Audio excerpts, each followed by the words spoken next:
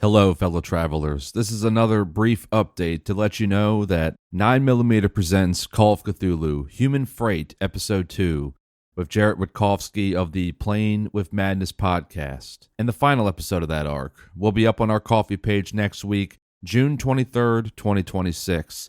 You can visit our page at ko-fi.com/9mm retirement radio. And that's all. Let's start the show. What a fucking dickhead. Can't catch a fucking break with this stuck-up Dr. Greco bastard. Hey, kitty! Where are you? It's cold. Don't you have an owner? I'll take you in. My shift is over. Ah, there you are. I thought you ran away. How are you? It's really cold outside. Will you let me pick you up again? There we go. Good kitty. Let's see if you have any of your owner's info on you. A collar, huh? Who thought it was a good idea to put a black collar on a black cat? If found, please return to E.V. Red Crow at... Oh, fuck. I am so sorry. Did you come here to see your owner again? Did the smell bring you back to her? I don't think she can ever see you again. I don't really know what to say. I'm so sorry, kitty. Maybe you stay with me for a bit? Does that sound good? Yeah, that sounds good. I'm gonna get you some nice cat food on the way.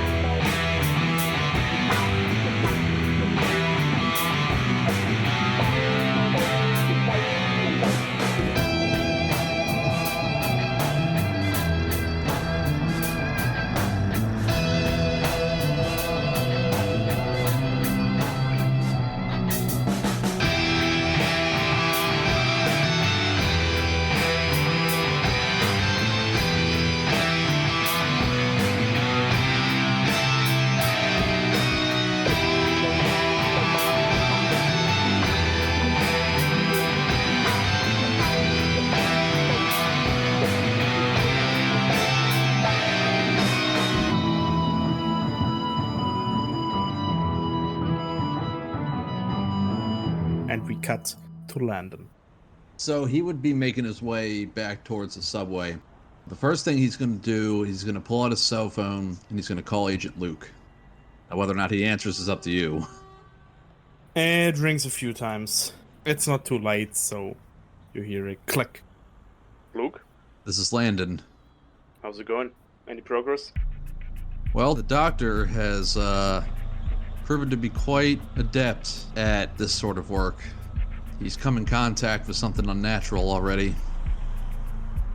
A cat touched his forehead, gave him some sort of vision, and he's kind of looking around as he's walking, keeping his voice low, kind of keeping the collar of his jacket like pulled up as he's walking towards the subway. Think there may be a fifth individual involved. Chasing down leads now, heading back to the FBI office. Let me ask you something. What other incidents have happened in New York prior? I'm kind of at a loss and I need some sort of idea of where I can start digging. Maybe there's something there. Oh boy, well, fuck, I'm not supposed to tell you if it helps any. You said cat?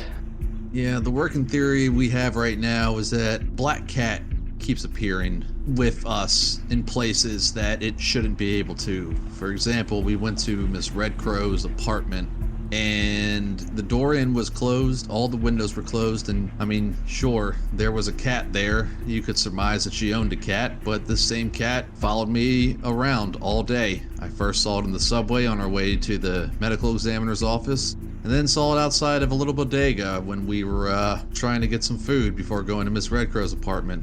We took the cat with us. The cat followed us when we got dinner later. And then another cat appeared while we were eating. And then it ran off with its twin.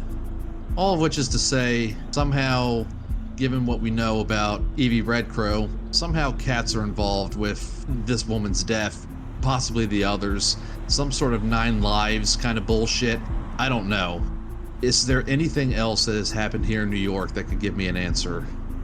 Well, from what I know, what I've been involved in almost like 10 years back, we fought a weird spider infestation. But nothing about cats in that one. Freaking agent noted that one.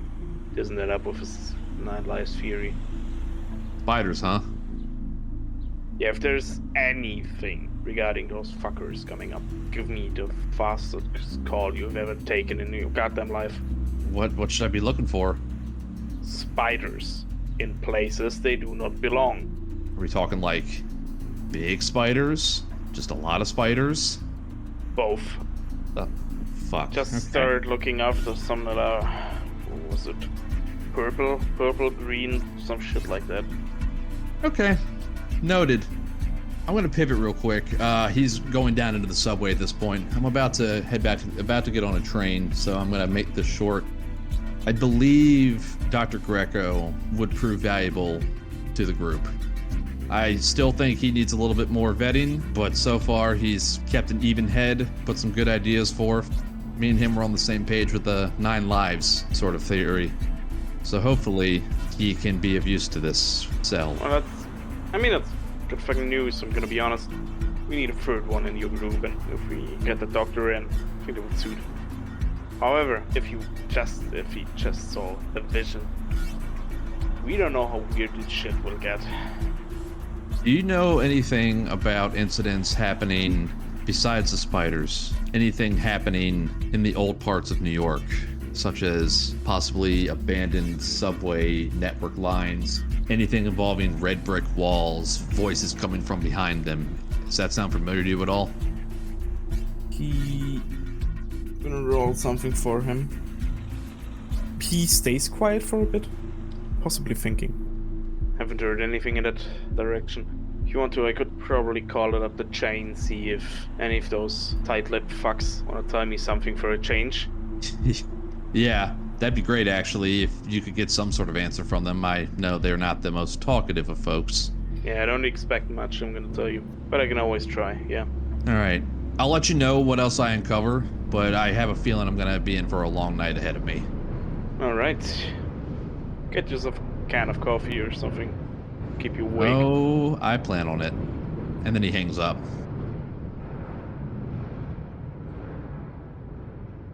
Okay, so he's gonna show his badge to whoever the night watch is, you know, whoever's on duty. It's going to be late, so I'm assuming, but probably everybody's gone home. Yeah, I mean, let's be real. It's a big office. There are probably a That's few true. people still working, but no one like in your close vicinity. So he's got a plan. So he's going to find a map of New York and get that first. Mhm. He's going to lay that out on either a table or a corkboard and just hang that up. From there, Yeah, there's a corkboard. okay. So he's then going to want to look up all the addresses or last known locations of where all these victims, all 4 victims were seen. He's going to start there. I don't know if you need me to roll for that or not, because I don't know if we know that information. No, you don't, actually. You know the police probably has the answers to that. But up until now, you have not talked to them. I will call the NYPD. All right. My contact or somebody who is, actively you're there. working out of New York. You have a few people, probably a few detectives even, who you can call for cooperation. You know what? Give me a luck roll if any Okay. of them are working a night shift. Nope, 97 over 50. Yeah, no, bad luck. You call like 3 numbers. At the end, a officer picks up, basically tells you he has no clue about the case and to wait until the detective is back at like 7 in the morning. And Landon will thank him and, tell him to keep up the good work, and he appreciates it, and he'll hang up that phone call. Okay, So he's going to go back to the map and put a pin in the location where Evie Red Crow's address is as a starting point. Yeah, somewhere in Upper Manhattan. Okay, so he puts like a red thumbtack in. He's then going to go to a computer and he wants to look in a database. He wants to look at all the known subway lines that are active and then cross-reference them with ones that are inactive. And then take the inactive ones and see if any are close to where Evie Red Crow's apartment is. If they run underneath or if they run on a street that's adjacent to it, anything like that. Okay, so I'll just say that takes a bit. You open up a few databases, let's just say you open a few databases to like get the location of the maps because they're probably in your archives. Okay. And as you get them out, as you open them up, you start to cross-reference it. You see there are a few subway lines they're running. I mean, it's Upper Manhattan. There's quite a lot going on. Right. I mean, he would do it for the whole island, pretty much. Like, see the whole island, just to kind of get an idea, like a big picture overview of what he's working with, and then drill down and narrow down from there, pretty much. So doing that, you get a few hits. The thing is, you haven't seen what Greco has seen, so that's why it's a bit hard to like know exactly like how to triangulate all of that. You get a few hits that could match. You're not too sure, like tunnels connecting subway lines, like as maintenance tunnels. You get older subway lines, discontinued ones that just aren't used but still have adjacent active ones, which could share at least a few meters of the tracks. So there are a lot of hits, and you can, over the course of like, let's just say 20-25 minutes, you can narrow it down to like 4 around Evie's apartment at least. Okay, with that in mind, realizing that what Greco said about some of her injuries could have been a result of building rubble or something similar to that, and realizing it's still a long shot, wants to look at any nearby areas that are undergoing construction and see if they line up in any form whatsoever. They do not. You take a look at like at least the ones you know of, because there's always construction. Let's be real. This is true, yeah. There's always something going on. So you cross-reference all of that, and it ends with you having like the 4 possible tunnels and a whole lot of buildings being constructed. The thing is, like, you only see one being deconstructed, which would probably fit more, but that one is way out of reach for those 4 tunnels. Okay. Well, he's looking at this map that he's got laid out. He's sipping a cup of coffee and just trying, he's like, where the hell is their connection, man? He then sets down the coffee mug, realizes, oh, her cell phone. And he wants to try and trace and triangulate cell phone tower data, basically. Try and pinpoint where the calls were made in relation to possibly where the subway tunnels are, as well as the buildings. Like, put another overlay on top of it, essentially. Okay. Give me bureaucracy roll. Bureaucracy, okay. Yeah, because you gotta check all of this. And you probably gotta make a few calls for that. All right. Nope, that's an 84 over 40. That's a failure. All right, so I'm not gonna say you don't get anything because you have all the resources. I'm just gonna say it takes longer. Okay, that's fine. He was prepared for a long night, so this is not unexpected. So let us start the first number. The one she called the most belongs to a Mr. Jameson. Mr. Jameson? Yes, it says like Mr. Jameson, and its first name is Juan. And punching that name into your system instantly gives you a few hits, actually. Currently, there's a search warrant out for him because of a hit and run, and he has prior cases, basically prior arrests against where he got arrested for drug dealing. That tracks. And the other number? The other number is written for a Maria Smith. Sounds really made up. And, well, you punch Maria Smith into the system, and there's a bunch of hits for like 20 different people. Hard to say who actually owns the number. Both are not landlines, both are like phone numbers. Like cell phones? Yes. Okay. So triangulating all of that, you see that she often called both of those numbers from home. You also see a few places not in Upper Manhattan, more like down at the, for example, like the Upper East Side. You see a few from Midtown Manhattan. You see basically all over New York. And triangulating the addresses from where she made the calls, it seems like she mostly made those calls from nightclubs. Okay. Are any of those nightclubs in the vicinity of any abandoned subway tunnels?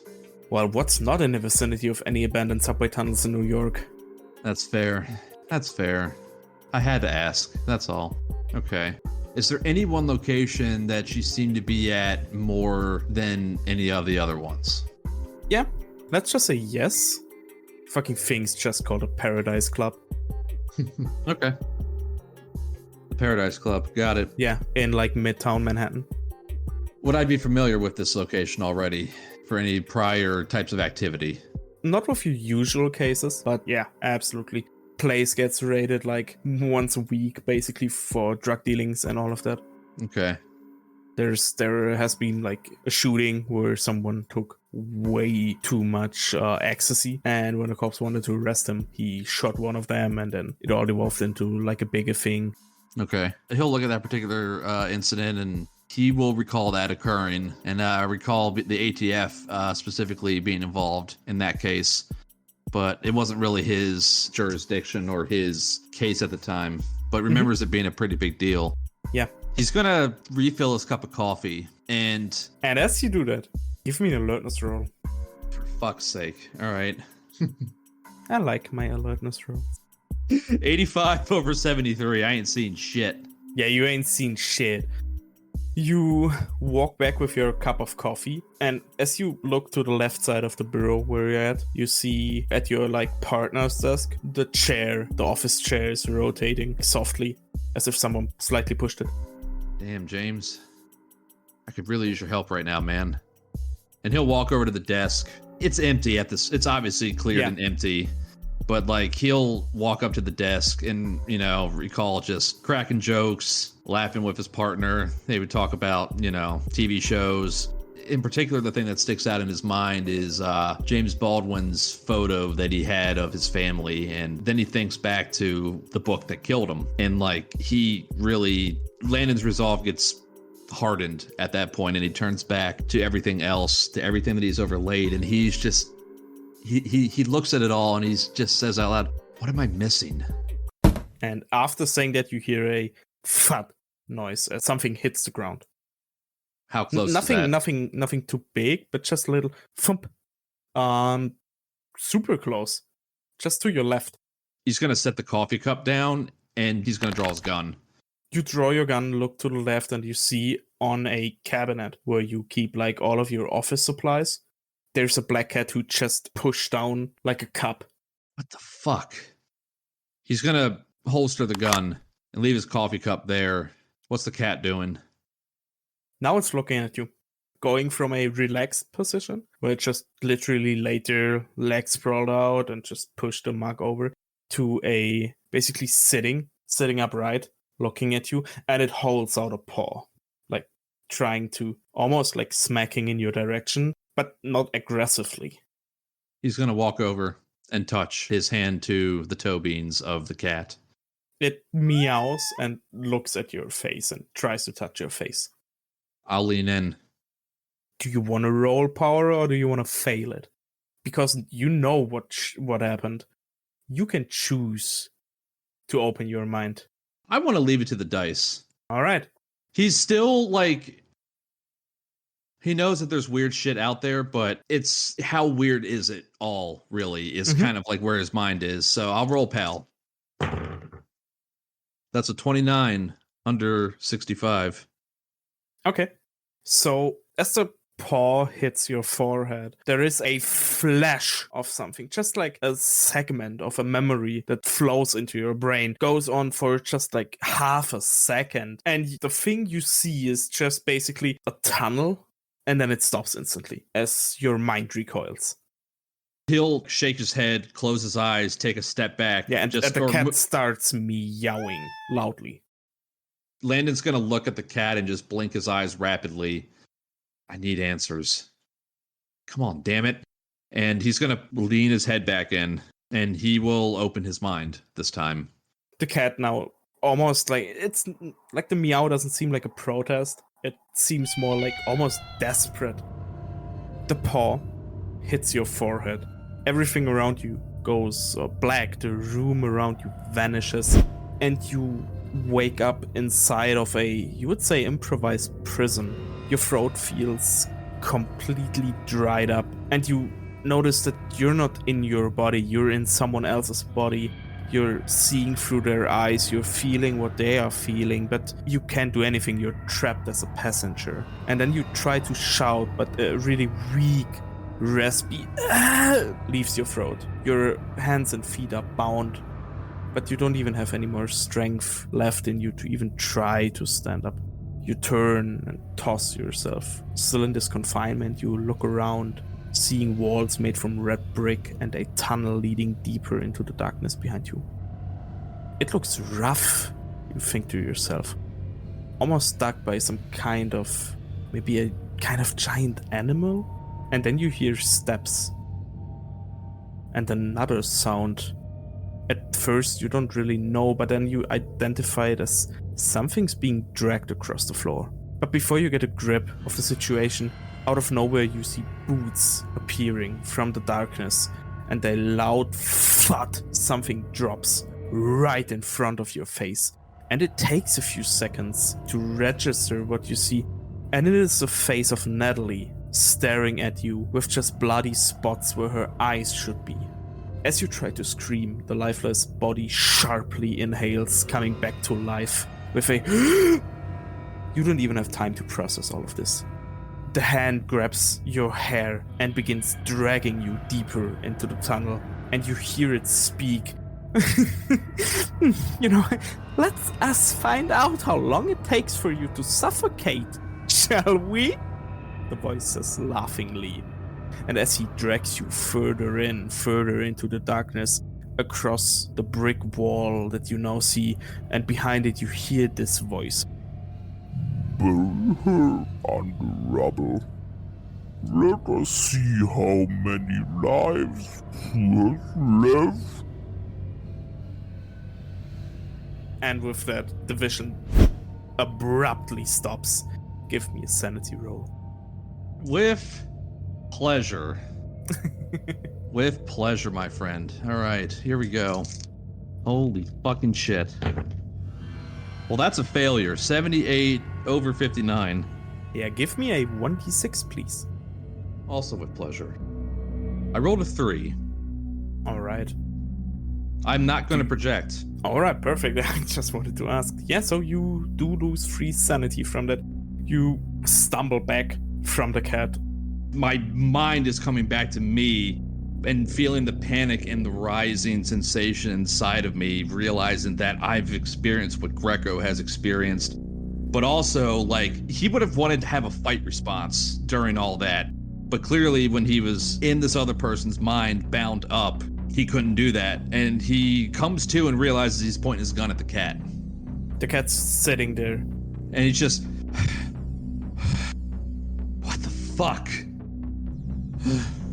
It retracts its paw and meows once. A kind of reaffirming meow. It seems happy with itself. Where?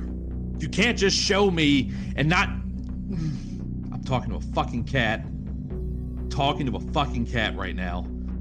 Jesus Christ. Ugh, fuck. And he's gonna rub his forehead with his hand, with his left hand, and then holster his gun again. He's gonna take the cat and he's going to take it out of the building.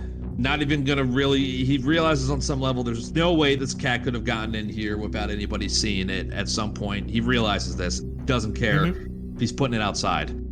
Then going back inside the building. Before you can do that, you go outside, open the door, cold hits again. Your face starts to freeze up instantly, and you notice that you have been crying. And as you put the cat down, it just looks at you. And then when you look up from the cat again, you see in the distance the shape of Agent Lily wandering up the street from the subway station. I'm gonna run towards him. What's the cat doing? It's gonna stay there. Well, you look like how I feel. Oh yeah? Did you get a vision too? No, but a wall talked to me.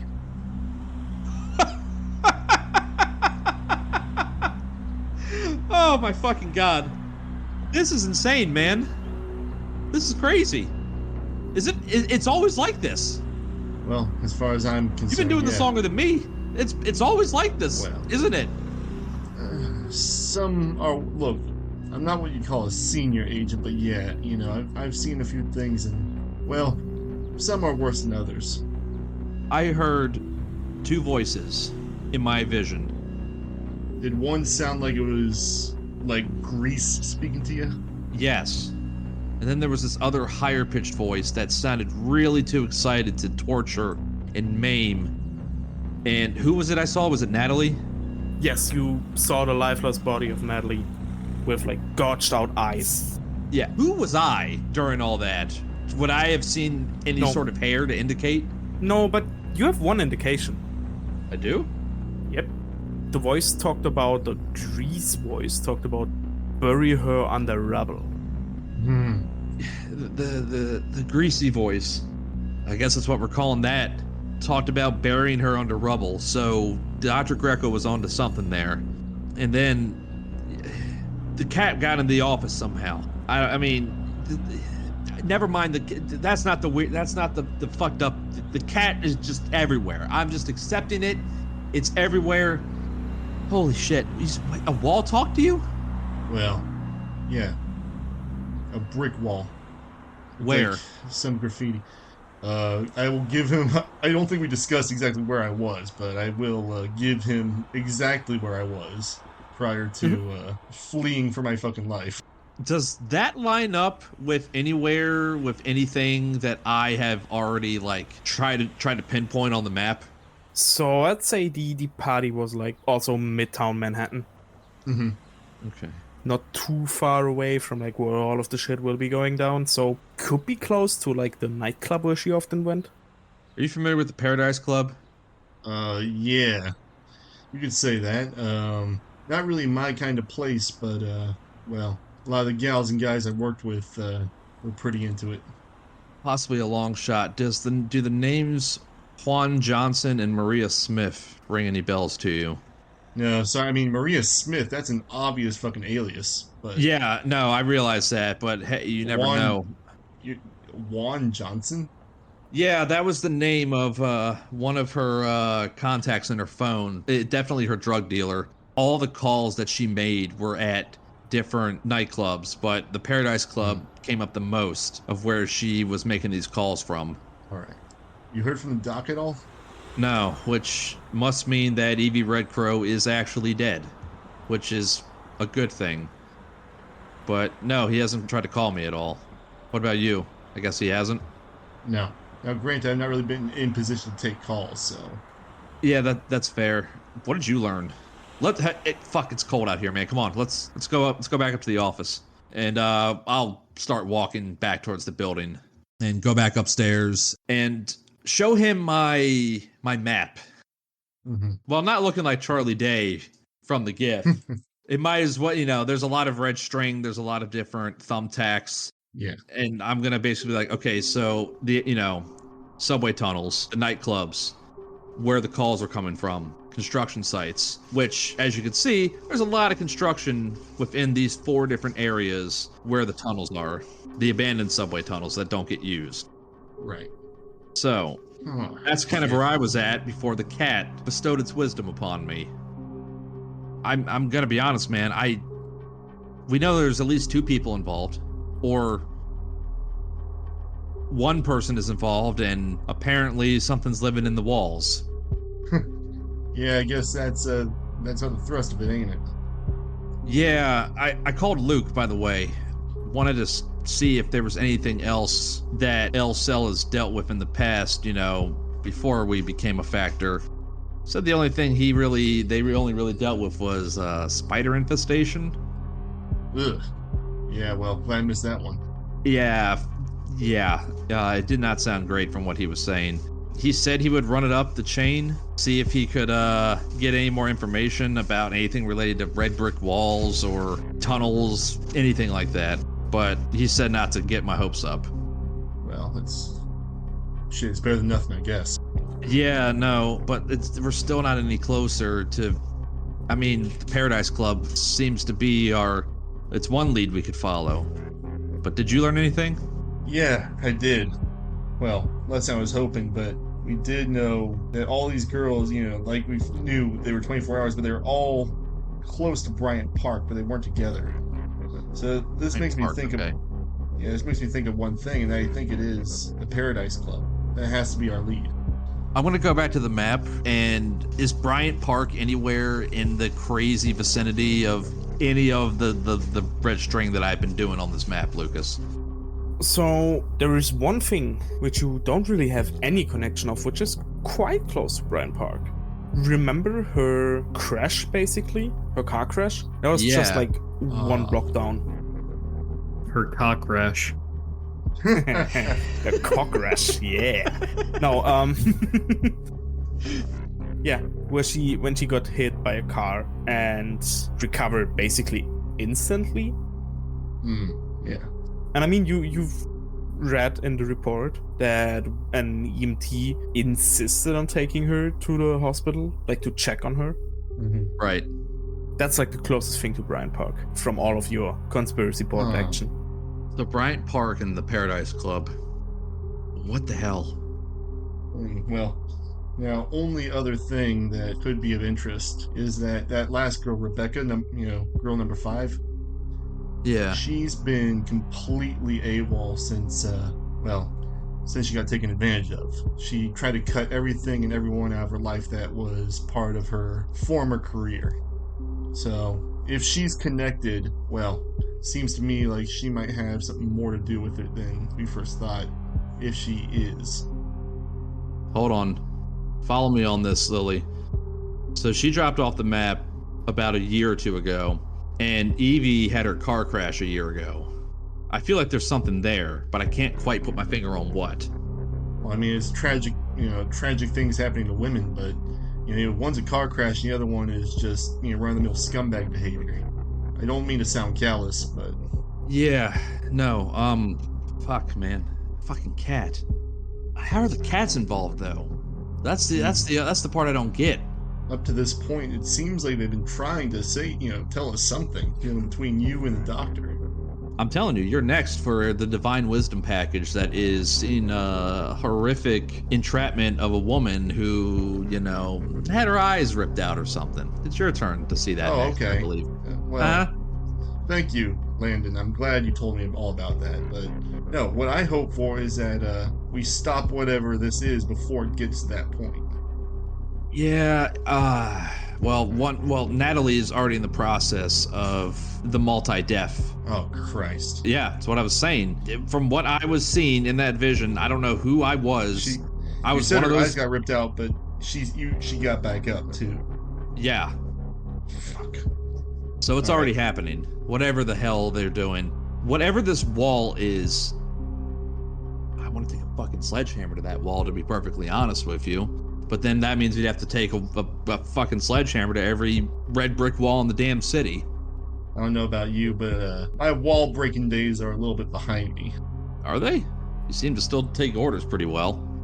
I know that much about you. Back in the day, I wasn't the one taking orders, I was the one giving them. Still no closer though. I mean, we have all these locations and yet it doesn't... I don't know, man. You want some coffee? I would love some coffee. And, you still got my gun, by the way? I would like to have that back. Yes. He'll peel the holster off, which has still been on him the whole time, just as like an absent, reflex. He was drawing his own service weapon. He hands that all over back to you. All right, yeah, I'll take it, but I am going to kind of look at him like, you let me back in the FBI office with, all right, that's all you, buddy. You're with me. I mean, you were carrying it earlier, weren't you? Oh, yeah. Yeah. I mean... No, but I had that, well... Look. Don't worry about it. Don't... You think about it too much and just the whole of reality unravels, apparently. Just like having your head touched by a fucking cat presents all sorts of I'm calling it divine wisdom. Divine wisdom, call it a cat's grace and intuition, but we don't. He said the line. He said the line. I wasn't gonna say anything, but here we are. I don't know what the hell we should do next, man. Landon says. The doc might have perspective, but we can't. I don't know. You haven't heard from him. Yeah, he didn't. I mean, we gave him our numbers, but he didn't leave us a number to get in contact with him. So Seems deliberate. Yeah, you have a number for his office, but Yeah, that it's could middle really of he's night. probably not there. Yeah, so you're currently sitting, like both of you, Yeah. you're sitting at your office. Do you want to do any more work on like shit you want to find out, and maybe Lily can just help you with it? Or do you actually want to go to sleep? I want to look up any information on the women, type their names in, get that added to the map. So, Evie lived in Upper Manhattan. Yes. Natalie also lived in Upper Manhattan, just a few blocks away. Okay. Antonia lived in Astoria, and Marissa in Jackson Heights. Okay. Do you want to punch Rebecca? Yes. I mean, all we have is a. Did Lily know her last name? I thought we only got a first name for her. No, only a first name. Okay. Oh, true. Yeah, okay. No, never Well, mind then. hold on. I could still do that and cross-reference it with, the porn industry or any sort of contacts, Vice sort of stuff, that whole thing. Okay, then you can. Do you have computer science? I do. Yeah, sure. Give me a roll, and let's see. All right. Oh no, I don't. Never mind. Never mind. I Okay. thought I did. Shit. Give me a bureaucracy with a -20. Okay, that's a spicy roll. Let's see. Will my ability to roll for a skill that is 20 or less hold up? Here we go. Nope. 45 over 20. Well, Rebecca's a name that's been used quite often. So going through all of that, it's a long list. However, even though you failed, you just again take way longer, since she was basically a victim of crime. Even if it, like, she never really reported it, but she went to the police once, as you can now see. You find an old report where she filed. She basically went to the police station, she made a report about being abused, and just 2 days after, she recalled it and told him, no, it's all fine, I was just overreacting, stuff like that. But like, the record's still there. Could I possibly, with a law roll, dig a little bit deeper? Or criminology or something like that? Probably not from here, since it's not like typical FBI stuff. It's not stuff you would have, but you have that thing because it was like filed with In a you. database or something? Yeah, in the database. So you would have access in case anything goes a bit further, like into the missing people, sex trafficked people, all of that. It never came to that, but the report is still there.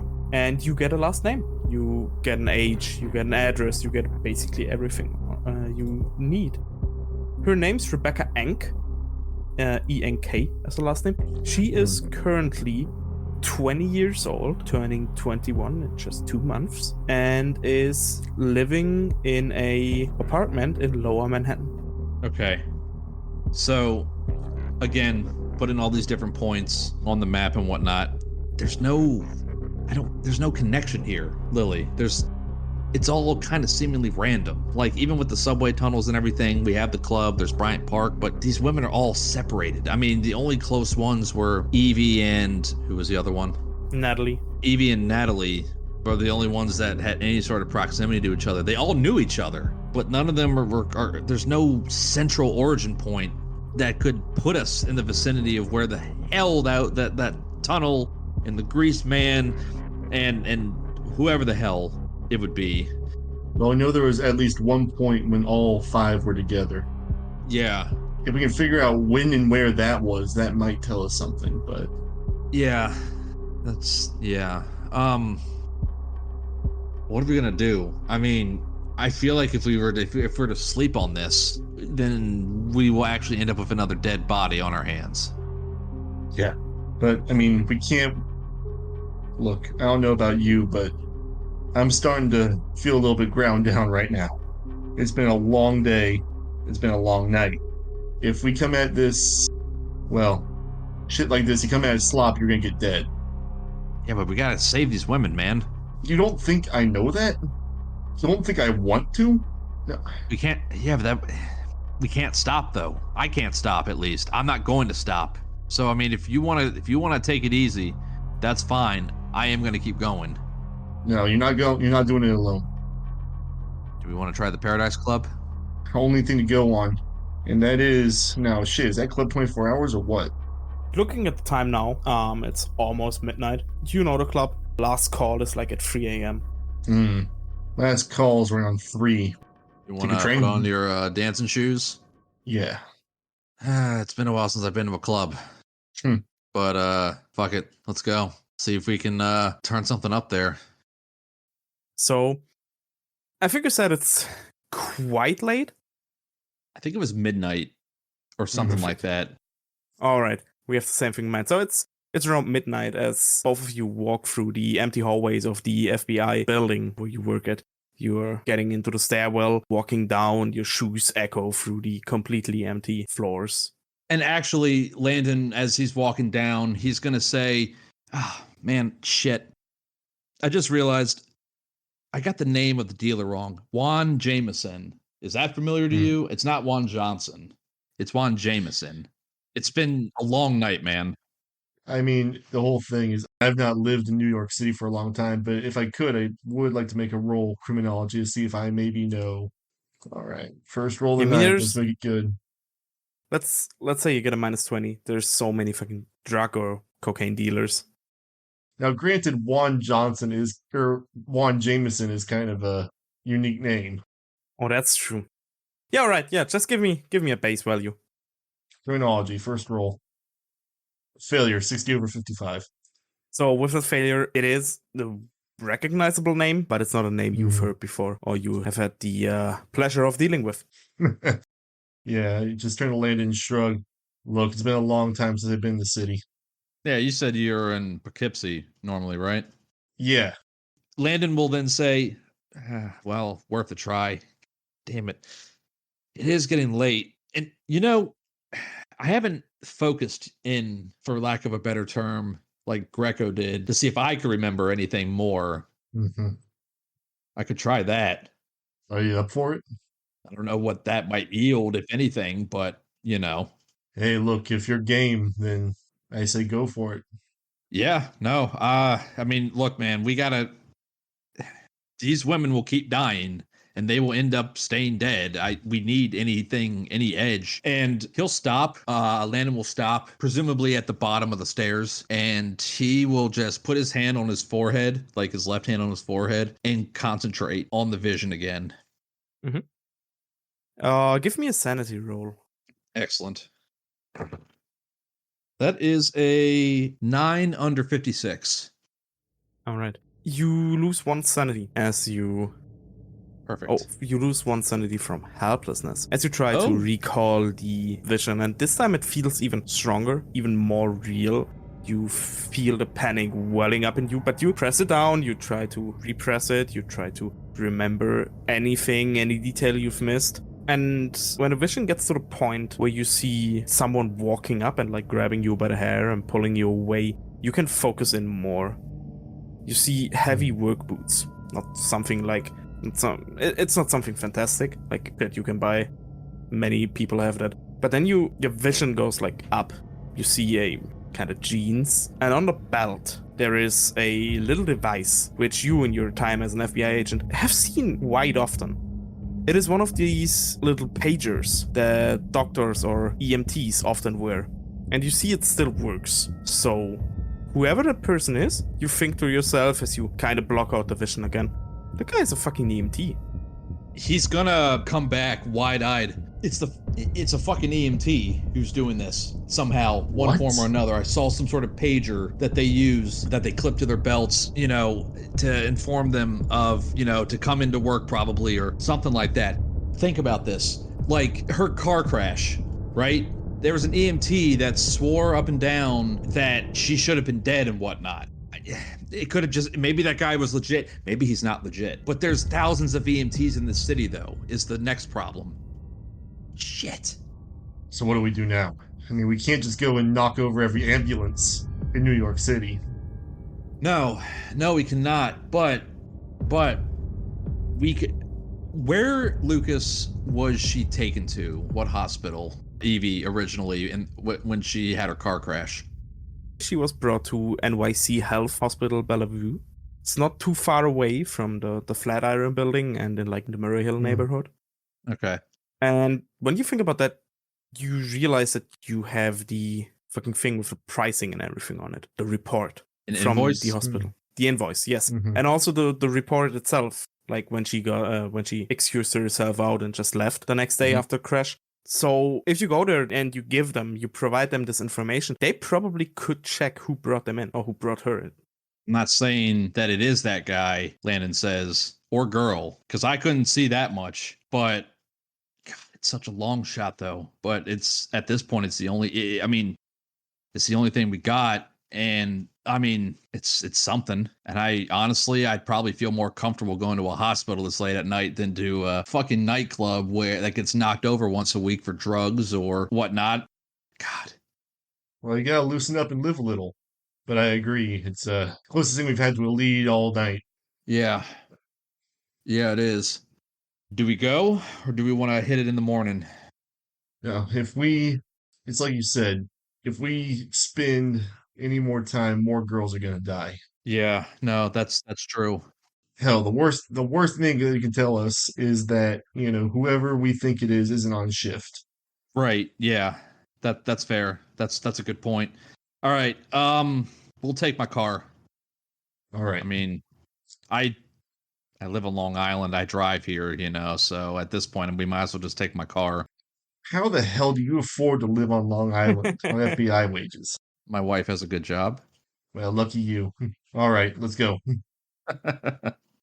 You leave the office, you pull your coat closer together to shield you from the wind, as it still is quite heavy, blowing all of the snow into your faces. And you walk through the... I would imagine there's a parking garage attached to the building. Yeah, I wanted to say like the fucking thing between the buildings where you park all of the cars, like the car park or something, some shit like that. But whoever. Yeah, you... Mm-hmm. Okay. It's like, damn my unfamiliarity with American architecture. Yeah, literally. It's bad. Yeah, I think it has a parking garage added underground. You would see that he would be driving. It's a silver 2003 Nissan Altima. Oh, let's head to Bellevue. All right, let's go. And we'll head off to the hospital.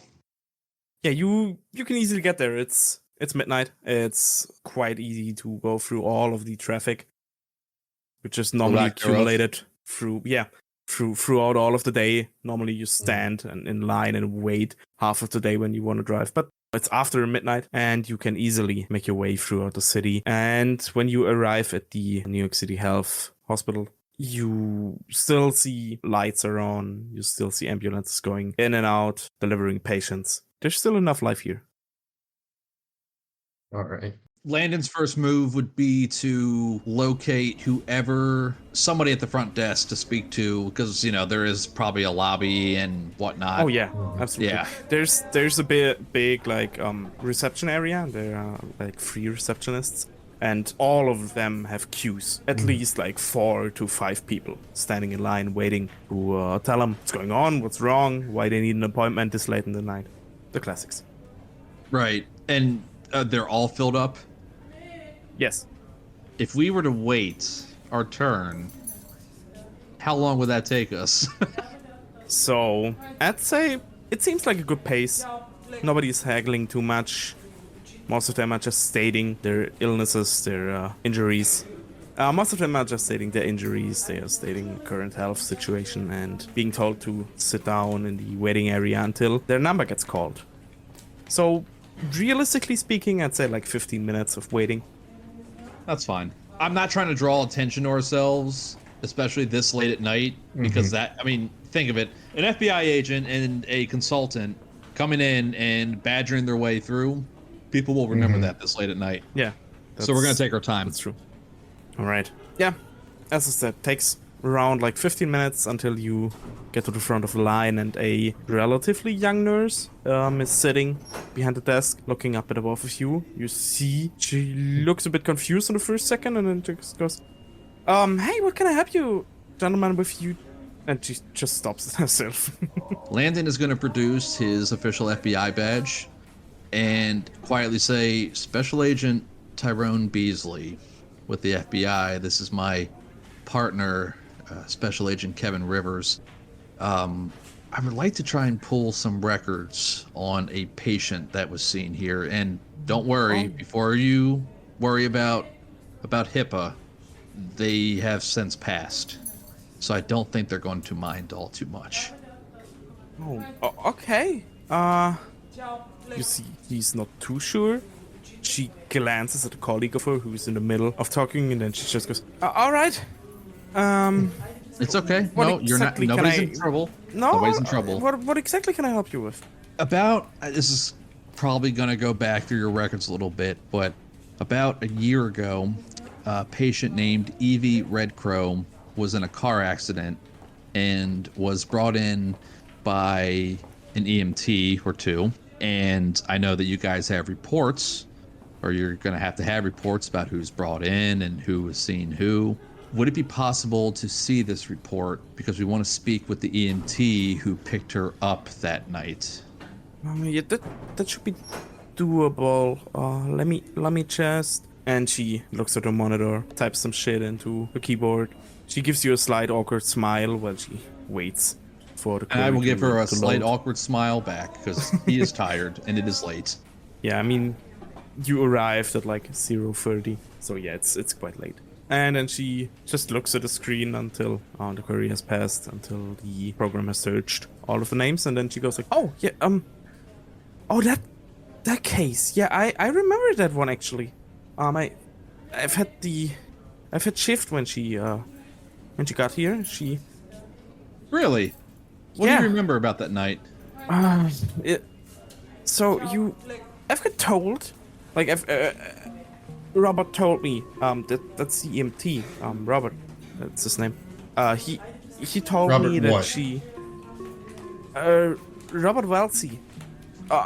Yeah, he's an EMT working with us, and he brought her in. She looked completely fine, but he told me she had just been in a really bad car accident, and even though she didn't have any like outer signs, she had few scrapings on her, like you know. So I've seen worse stuff when someone falls off a bike, and not even I'll going bet. fast, you know.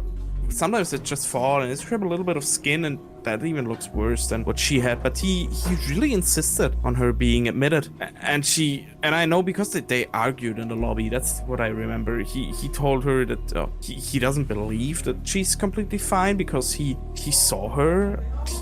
He said that he literally said that like she died and shit.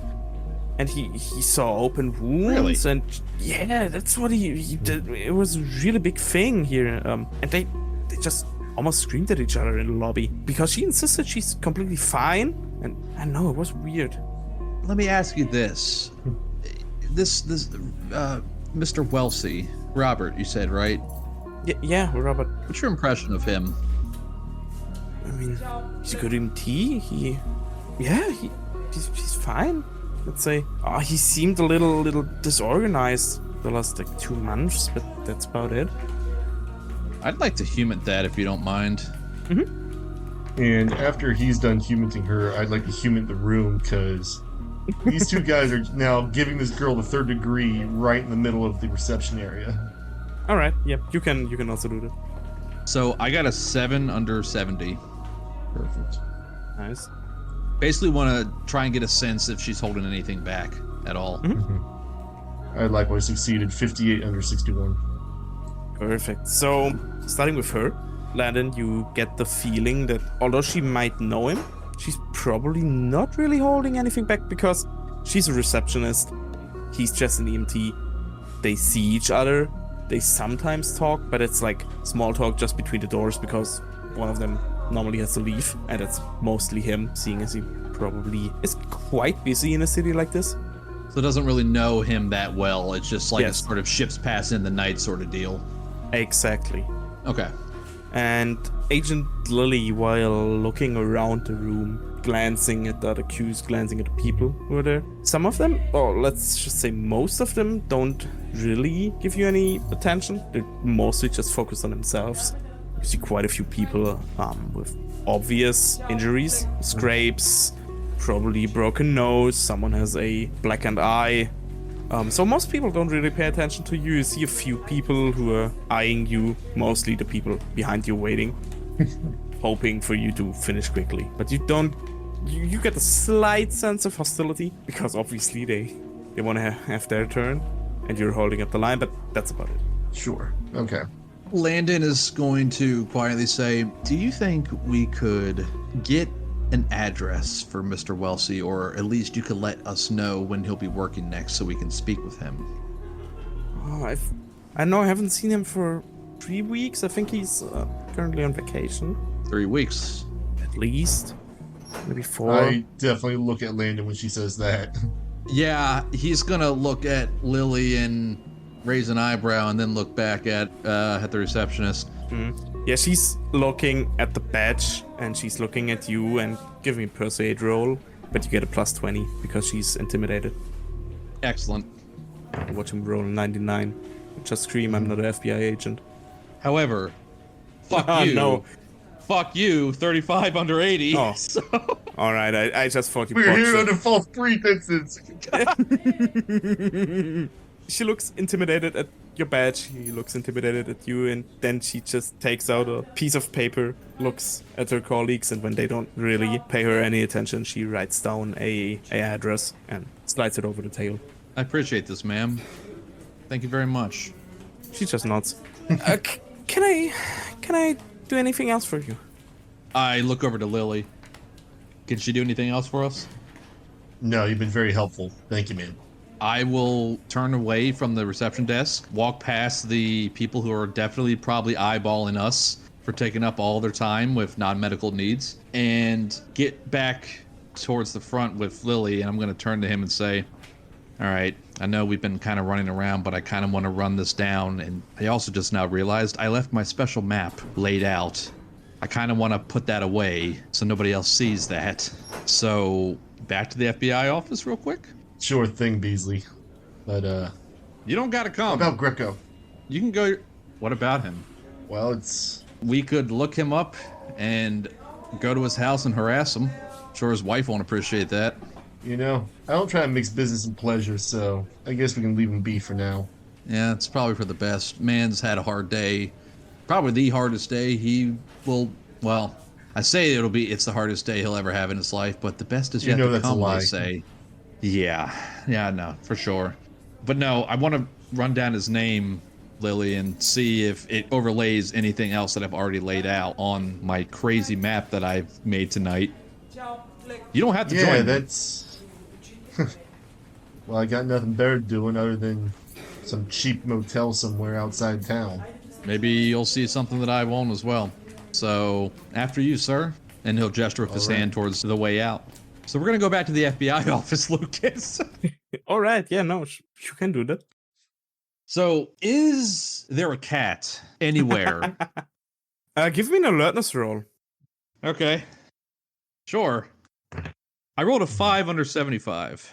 Nice. So, as you look around during your drive, you don't spot a cat.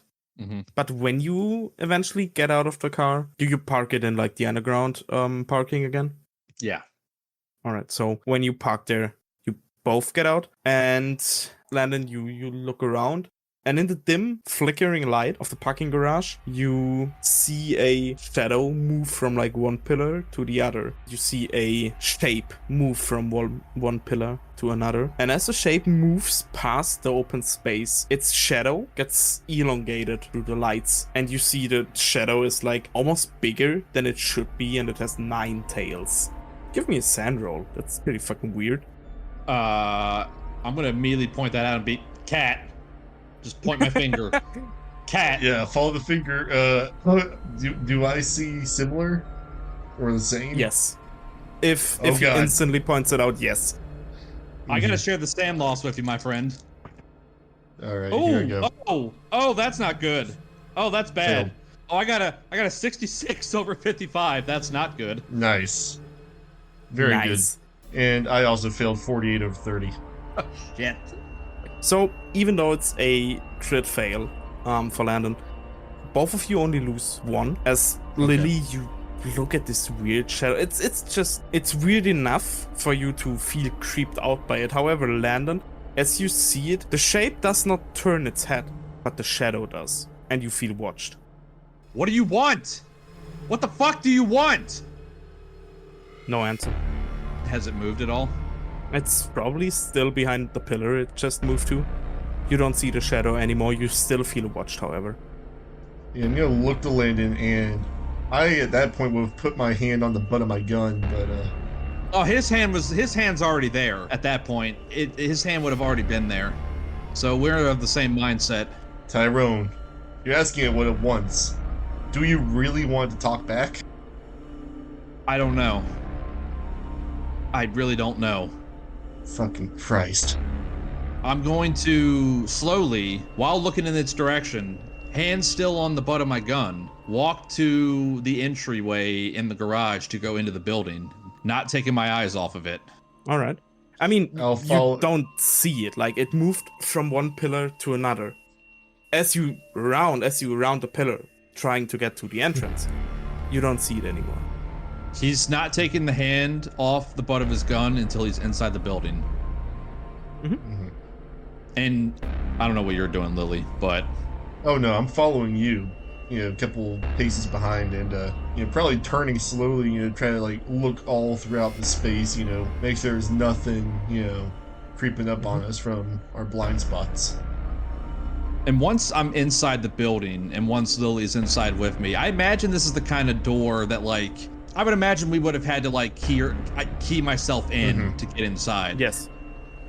After doing that, I'm gonna stand there and watch the door because knowing that it cannot be opened without a key badge, he's just gonna stand there for at least 5 minutes waiting. Okay, so as Landon stands there, waiting, looking at the door, and let's see, it's kind of like this milky glass, so you can kind of see through, but also kind of can't. And behind that door is just darkness. But after around 5 minutes, where you're like, okay, fuck it, I'm gonna go up. As you turn around, out of the corner of your eye, you get a feeling that the darkness moves. Just shudders a little bit. Okay. Let's get this shit over with. And he'll start heading up the stairs to the lobby area from the parking garage. Yeah, easily done. Yeah, and then go up to the FBI office up there, and Landon, feeling incredibly freaked out by the nine-tailed cat shadow thing, he's going to go to a computer, put in Robert Wellesley's address, find out where that is, and put it on the map. So going through, like typing the address into your database, you find it is an address in Upper Manhattan. Now, here's the fun part. It's only like 3 blocks away from Evie's apartment, and he also moved there half a year ago. And he moved there from a apartment in Jersey, like Jersey City. Okay. 3 blocks away. And then we have... Okay, what's the closest subway line? I don't even know if I considered that with Evie and now Robert, but what's is there a subway line close? Also look for any ongoing construction nearby. Indeed. Is there? There is nothing between those two. Like, you've seen in the area generally a few construction sites. Nothing that would connect those two. The closest is probably like 145 station. Okay. Just in the middle of Upper Manhattan. Okay. So this guy has been on vacation for 3 weeks, which is around the time these women started going missing. He was involved with Evie's car crash, took her in. They had a big fucking argument, which was apparently enough to have the receptionist remember a year later. This has to be our guy. Well, he's either our guy or he's the most unlucky motherfucker in the world. Yeah, yeah, that's true. It still doesn't explain a brick wall talking to you, though. Well, didn't you say whatever the cat showed you, as insane as that is to say? Didn't you say that you heard something coming from behind a wall too? You know that. Yeah, and I heard another voice, which presumably is the voice of our good EMT, talking about, let's see how long it takes for you to suffocate, shall we? Is what he said, or it has maybe it was him. And then I heard the voice behind the wall speaking. Hmm. And the voice you heard, was it something that It was grease. We talked about this earlier. It was greasy. disease? Yeah. It was, yeah. So here's what I'm thinking. We sleep on this. We have no choice but to do this. We have to bring the doctor in on this. He's gonna fucking hate it. He's really gonna fucking hate it. But Luke said this is a loyalty test. And we need a new member, and he's a friendly. So we have to bring him into this. He's got to get into this. Here's what I'm thinking. We sleep on this. I don't know where you want to go. I'm gonna try and go home. See my wife, see my kid. That's my plan. Are you sure? In the morning, I'm gonna get us some sledgehammers. I'm gonna get some Kevlar. And I'm gonna get us a couple shotguns. And then we're gonna grab the doctor and we're gonna go visit Robert Welsh's apartment. And we're gonna see what that turns up. Unless you have a better idea. No. But parting advice from an older man. I'm going across the bridge to Jersey. Probably gonna shack up in a motel over there. Okay. I'm just saying, I don't know how long you've been at this. And, I just kind of gesture at the map of insanity you have laid out. But you don't want to bring this shit back home to people you care about. You make excuses and you lie to them and it sucks. You tell them that you're having to work overnight. It was either that or I was gonna find a place to stash this somewhere here in the office that I don't think anybody will go looking for it willingly. Gonna be honest, man, I don't know what the hell that thing was in the garage. I might actually stay here tonight. Wouldn't be the first time I've slept on the couch here. And my wife's not gonna be too happy, but that wouldn't be the first time. So, how are you gonna get to Jersey? Either a cab or shit, I don't know. I always find a way. I think I'm gonna actually, I might as well go home. I hate to keep bringing him up, but whenever this shit comes up or whenever I think about this shit, and he kind of gestures wildly with his hands in the air and then to the map, the whole thing. He just gestures to the whole thing. And then he's gonna point over to his partner's desk. He always comes to mind whenever this shit comes up. I just hope it isn't gonna be you or me. What was his name? Your partner? James Baldwin. James Baldwin. He was a good man, didn't deserve to die how he did. I can't let that happen to anybody else. I'm gonna go home. All right. Where should I pick you up? Or do we want to just meet back at the medical examiner's office in the morning? I'll give you a call in the morning. I have your number. Okay. Sounds good. Let's meet there. How early is too early for you? I'd say 0500 would be the earliest possible time. Pulls out his phone, looks at the time. That's 4 hours from now. Yeah. Fuck. Okay. He's gonna start. Like I said, earliest possible. All right. Okay. Well, the ME's office may not be open yet. They almost certainly won't be. But that would give us time to get together and try to, maybe hammer out something better than what we got, but who knows? Yeah, but the doctor won't be in that early. We don't know what his movements are like. We don't know. For all we know. Look, for all we know, he's probably got secrets like we do. He may have somebody on the side that he's seen, some hot flame or something that isn't his wife. But we don't know. Maybe allow us a little bit more time to literally sleep on this a little bit more and get there when the office opens. That way, he's there and we can just grab him immediately and go. No, point taken. Point taken. All right. So let's say 8 a.m. Sounds good.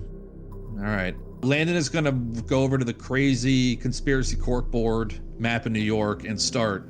First, he's going to take a shitty cell phone picture of it, just in case, when he goes to reassemble it at any other point in time, he'll remember it. Then he'll start folding it up as best as he can, and he's going to stuff it under his left arm So that way he has enough, he can reach for his gun if need be. And he's going to head back to the parking garage. I don't know what Lily's going to do at that point, but, that's what Landon's going to do. And he's going to go to Long Island and head home.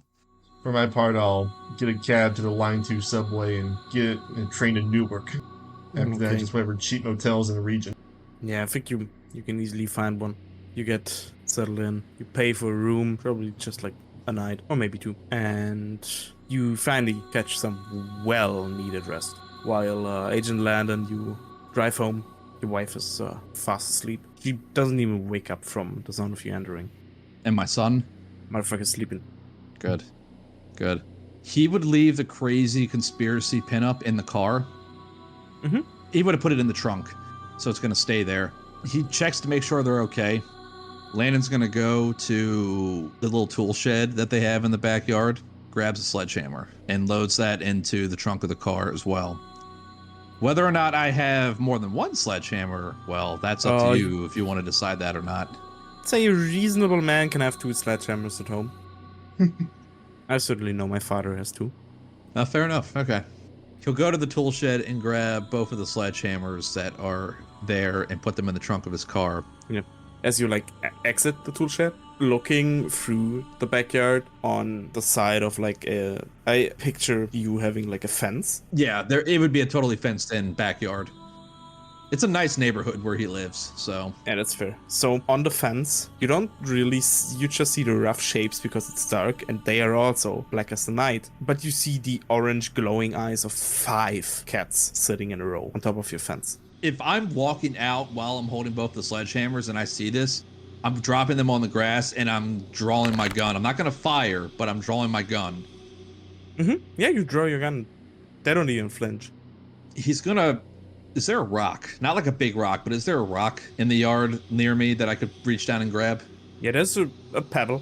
Yeah, I'm going to pick it up and throw it in the direction of the fence. Bro, it's the middle of the night. I am not trying to bring attention to myself right now. I don't want to wake my wife and kid up. What the fuck? Okay, so what's the target? Do you want to hit a cat? Do you want to hit the fence and scare them off? Yes, the second one. I'm not quite ready to start shooting cats yet. Yet. That's a hell of a fucking sentence. So, yeah, just pick it up and aim right below where they are, where they're sitting. See if it'll scare them off. You throw the rock, it hits right below the middle one that's sitting there. Nothing.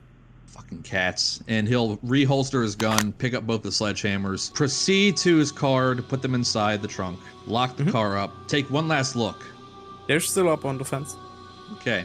He's going to go back in the house. He's going to check that all the doors and windows are locked on the ground floor. Yeah. As you go through the ground floor, locking all the windows, you see the cats sitting on the fence, and one by one, they jump down into the garden of your neighbor. I'm going to close all the blinds or draw all the curtains as well. Mm-hmm. Then I'm going to check upstairs. I would like to try and do that as quietly as I can to not wake up my wife and kid. That's fair. Give me a stealth roll. I'll give you a plus 20 on that roll, because obviously even a plus 40. They're currently sleeping. Are you sure? Okay, yeah. That puts me at 100. So. Oh, damn. Yeah. Just don't roll 100. Yeah. Or an 88. I mean, that's a crit success now. True. Mm-hmm. True. I had a brief moment of, oh, wait, shit. That's a failure. Wait, no, it's a crit success. 88 under 100.